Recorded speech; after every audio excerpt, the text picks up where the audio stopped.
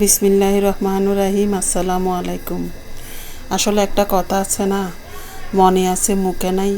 আসলে আমার মনে অনেক কিছু আছে, কিন্তু আমি মুখ দিয়ে কোনো কিছু বলতে পারতেছি না, কারণ আমি দুইবার ধাক্কা খাওয়ার পরে এটা 3 নাম্বার চ্যানেল আমার খুলতাম না। আসলে আমার হাজব্যান্ডে আমাকে অনুরোধ করছিল, উনি প্রবাসে বাইরে, তো উনি আমার বলছে যে একটা চ্যানেল খুলো, আমি যাতে এখানে বসে তোমাদেরকে দেখতে পারি কি করো না করো। সেজন্য আমার এই চ্যানেলটা খোলা, নাহলে তাও খুলতাম না আমি। তো এই বিকেলবেলা বাচ্চাদের জন্য চালের রুটি বানাচ্ছি। ছোট ছেলে চালের রুটি খাবে বলছিল, ওর জন্য বানানো হচ্ছে।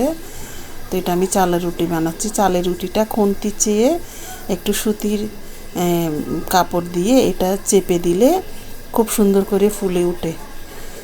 তো আসলে আমি রুটি তেমন একটা ভালো লাগে না, আমার পরোটাই ভালো লাগে, কিন্তু নিজের চাহিদা তো প্রাধান্য দিতে পারি না সংসারে, এজন্য বাচ্চাদের কথাটাও রাখতে হয়। তো আমি চালের রুটিটা বানিয়ে ফেলার পরে আমি তারপরের দিন সকালে কিছু শাক ভাজি করছিলাম। শাকটা আমার অনেক প্রিয়, সব কিছুর থেকে মাছ মাংস থেকে আমার শাকটা অনেক প্রিয়। যেদিন আমি শাক রান্না করব এদিন আমি খুব তাড়াতাড়ি সবার আগে বাটটা খেয়ে ফেলি। সবাই তো একসাথে খাইলে খাবে, না খাইলে আমি একলাই খেয়ে ফেলি। তো এই শাকটা আমি রান্না করে ফেলতেছি, রান্না করে আমি খেয়ে ফেলবো। আর সেই শাকের সাথে যদি কয়েকটা কাঁচামরিচ হয় তাহলে তো কথাই নেই। তো আমার শাকটা হয়ে যাওয়ার পরে আমি বাটটা খেয়ে ফেলতেছি। আমি কাঁচামরিচগুলো খেয়ে আবার আরও কয়েকটা কাঁচামরিচ নিয়েছি। তো আসলে অনেকের পছন্দ সে কাঁচামরিচটা খাওয়া।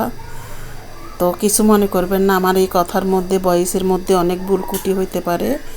সবাই ক্ষমা সুন্দর দৃষ্টিতে দেখবেন। আর যদি ভালো লাগে একটা লাইক করবেন। আমার নতুন চ্যানেল, আশা করি আমার পাশে থাকবেন।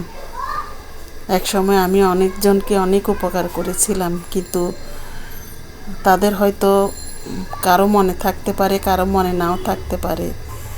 তো আজই পর্যন্ত, সবাই ভালো থাকবেন, সুস্থ থাকবেন।